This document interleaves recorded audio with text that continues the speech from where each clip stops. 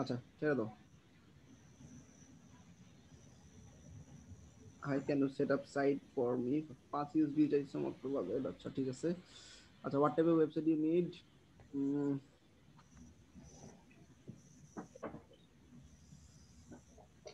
এই ধরনের লিঙ্কগুলা কপি করে তুমি যে ট্যাবে ফাইবারে আসো সেই ট্যাবে ওপেন করবা না। তো আমরা অন্য একটা ট্যাবে গেলাম, অন্য ট্যাবে গিয়ে পেস্ট করলাম, কারণ অনেক সময় হ্যাকিং লিঙ্ক থাকতে পারে, অলরেডি সাইটটা সিকিউর না। আচ্ছা এরকম একটা সাইট না, এটা একটা ব্লগের মতো, পেমেন্ট ইন্টারেস্ট। আচ্ছা এটা ব্লগের মতো, ওকে। তো আমরা এটা এলিমেন্টারি পিক দিয়ে করা যাবে। এটা just blog blog blog template, simple, যে কোনো অ্যাস্ট্রা বা কোনো থিম নিলে হয়ে যাবে।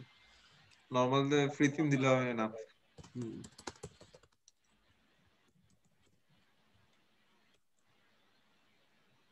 আচ্ছা সবাই দেখো, এখানে কোনো ক্লায়েন্ট যদি আসে, সেন্ডে ড্রপ ডাউন করে এখান থেকে সেন্ড মেসেজ দিয়ে রাখবা। তো সুবিধাটা কি হবে, এটা একবার দিলেই হবে, জাস্ট ড্রপ ডাউন করে সেন্ড মেসেজ দিয়ে রাখবা। তাহলে কি হবে, তুমি এন্টার দিলে মেসেজটা চলে যাবে, শিফট ধরে এন্টার দিলে নিচের লাইনে আসবে, শিফট ধরে এন্টার নিচের লাইনে, আর এন্টার দিলে ডাইরেক্ট ক্লায়েন্টের কাছে চলে যাবে।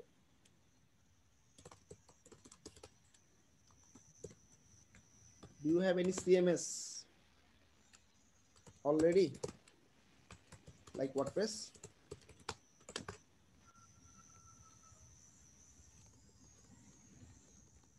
Do you have domain and hosting already to start working? অনেক ক্লায়েন্ট কি করে, মেসেজ দিয়ে হঠাৎ করে হাওয়া হয়ে যায়। আচ্ছা অনেকটা জিনিস হচ্ছে কি, এখানে দেখো ওই যে অনলাইন, এখন যদি ক্লায়েন্ট এখানে অনলাইন না দেখে, অনেক সময় দেখাবে 50 মিনিট 60 মিনিট দেখাইতেছে ইনস্টলিং ইট নাও, ওকে।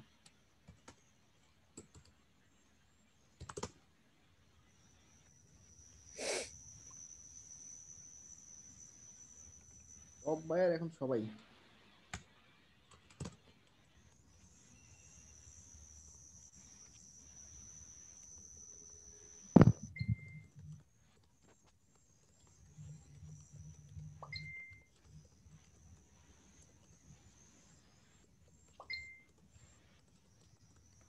এটা হচ্ছে লাইভ বায়ার আসছে, বায়ারের সাথে আমি কেমনে কথা বলতেছি এটা দেখাচ্ছি, হ্যাঁ। So do you have any theme installed or I should choose one for you, মানে আমি কি থিম চুজ করে দিব নাকি তোমার অলরেডি ইনস্টল করা আছে। ওকে ব্যস্ত রাখতে হবে, মনে রাখবে একটা ক্লায়েন্ট যখন আমাকে নক দিচ্ছে, সে আমাকে একা নক করে নাই, অনেকজনকে নক করছে। তো যে আসলে দ্রুত কমিউনিকেশন করে, ধরো তুমি যখন কয়েকটা কথা বলে ফেললা, তোমার সাথে অলরেডি ওর পোস্টিং আছে কিনা, ওয়ার্ডপ্রেস ইনস্টল নিয়ে কথা আগাই গেছে, নতুন আরেকটা ক্লায়েন্ট আরেকটা ফ্রিল্যান্সারের সাথে কথা বলতে গিয়ে ওকে এগুলো সব বলতে হবে, আবার ও আসলে বোরিং ফিল করে। তো তুমি যত দ্রুত ওর কাছ থেকে ইনফরমেশন পিক করে ফেলতে পারবা, তত বেশি কাজটা পাওয়ার চান্স বেশি থাকে সবসময়।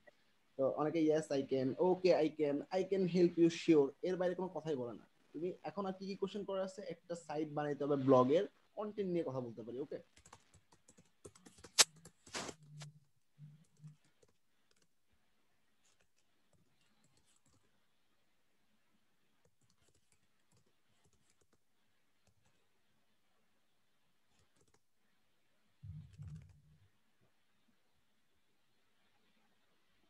কিছু ক্লায়েন্ট আমরা চিনে আসি।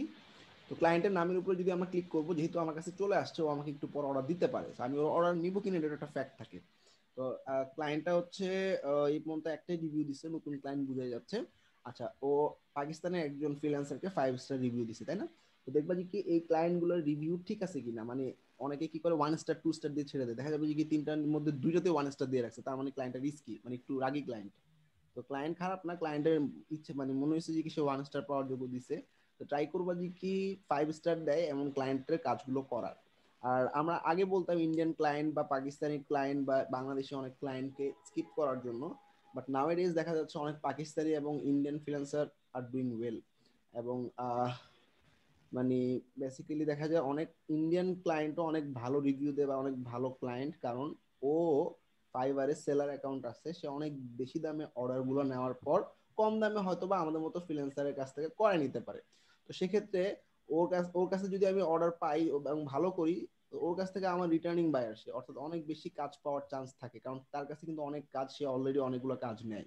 আর তুমি একটা ক্লায়েন্ট পাওয়া মানে, অরিজিনাল ক্লায়েন্ট যদি একটা পাও, তাহলে একটা কাজই করবো, ওর একটা ওয়েবসাইট আছে লাইফ টাইম, তাই না? আর যদি তুমি একটা ভালো সেলার কাম বায়ার পাও, মানে হচ্ছে মনে করো একটা ইন্ডিয়ান সেলার, সে নিজে অর্ডার নেয় $500 এবং সে কাজ করে $100, তার কাছে কিন্তু $500 দিনে দিনে 2-3টা কাজ আসবে। তুমি যদি ওর কাছে ভালো পারফর্ম করতে পারো, তুমি ওর কাছে রেগুলারই কাজ পাবা। তো এই জন্য আমরা ইন্ডিয়ান পাকিস্তান এখন স্কিপ করতে বলি না, দে আর গুড ক্লায়েন্টস। তো ক্লায়েন্টের কোনো কান্ট্রি ওয়াইজ আমরা আগে কিছু কান্ট্রি সিলেক্ট করে দিতাম, যেমন চায়না, ইন্ডিয়া, পাকিস্তান, এদের কাজ করবাই না। এখন দিনগুলো চেঞ্জ হয়েছে, এখন এরকম না, ঠিক আছে? ক্লায়েন্টটা মেসেজ দিছে, দেখি কি দিছে, দেয়নি মেসেজ। আচ্ছা, এখানে দেখো ক্লায়েন্ট লাস্ট সিন 59 মিনিট এগো, এটা দেখে ভয় পাওয়ার কিছু নেই, তুমি একটা রিলোড দিবা। এখানে রিলোড দিলে দেখবা লাস্ট সিনটা এখনই অনলাইন দেখাচ্ছে, অর্থাৎ ক্লায়েন্ট এখন অনলাইনে আছে। তো ক্লায়েন্ট অনলাইন। আপনি যে রিভিউটা দেখছেন এটা তো মানে ও সেলার হিসাবে পাইছে, বায়ার হিসাবে রিভিউগুলো তো নিচে আছে। ও আচ্ছা, সরি সরি সরি, এটা হচ্ছে সেলার হিসেবে দিছে, হ্যাঁ। এরপর হচ্ছে সেলার হিসেবে সে একটা কাজই করছে, আর হচ্ছে বায়ার হিসেবে সে অনেক ভালো ভালো রিভিউ দিছে, 5 এখানে একটা 4 স্টার দিছে, 5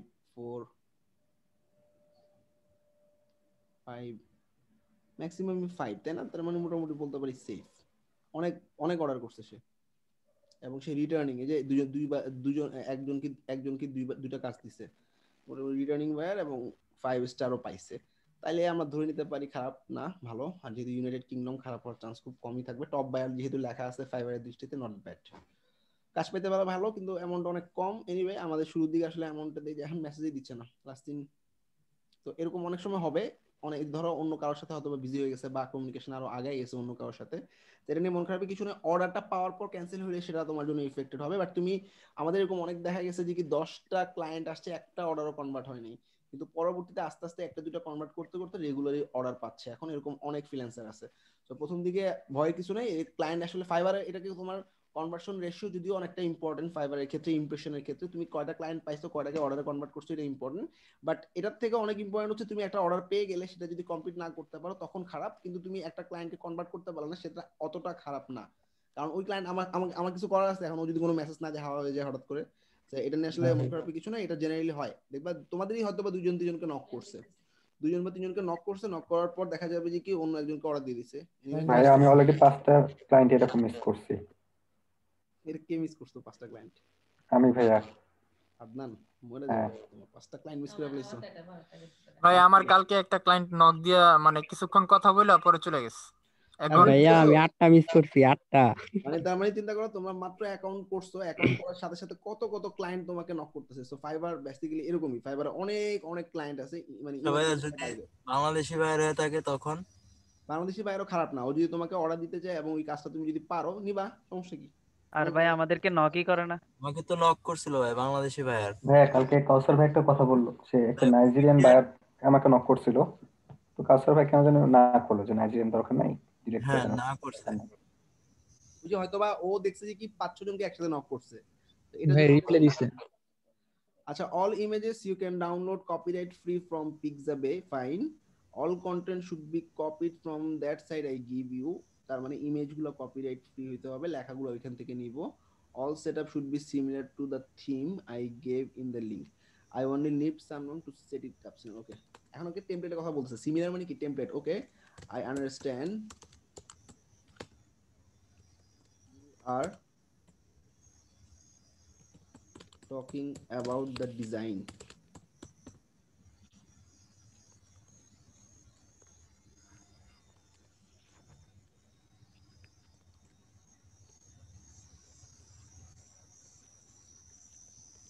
এলিমেন্টর বললে অনেক সময় চিনবে না, ওয়ার্ডপ্রেস টেমপ্লেট ডিজাইনের উপর আমি expert, so I can design the blog template gave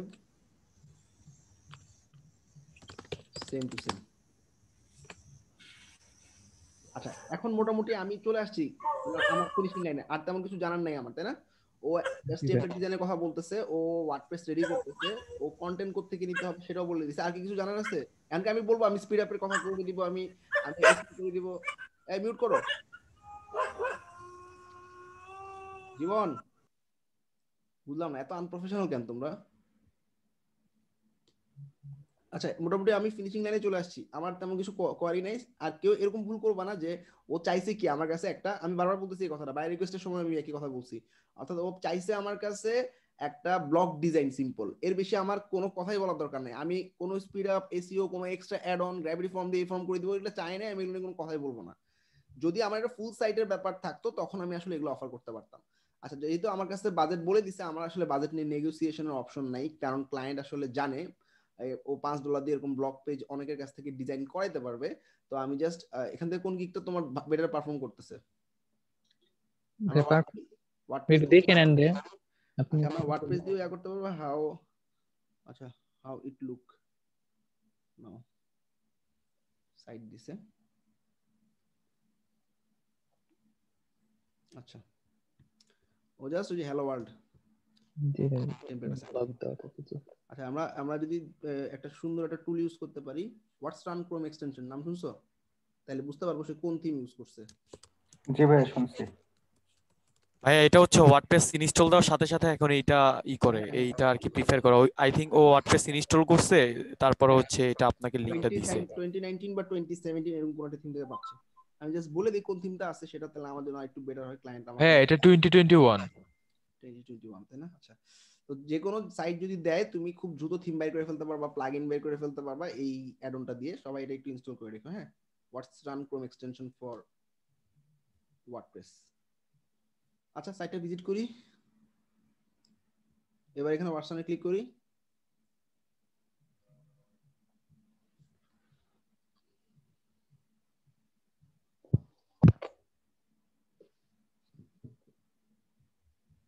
ভাই ক্র্যাশের পর যখন আমাদের ক্লাস হবে তখন একটা ওয়ার্ডপ্রেস সাইটের এই যে আবার থিমের একটা নাম মেসেজ এই দিতে নামগুলো কিভাবে হাইড করবো এগুলো একটু দেখা দিয়েন।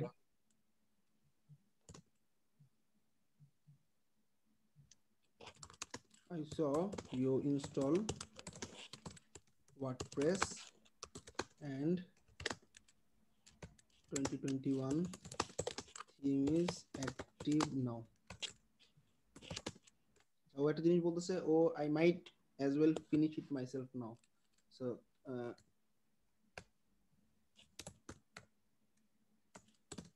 don't you need my help right now?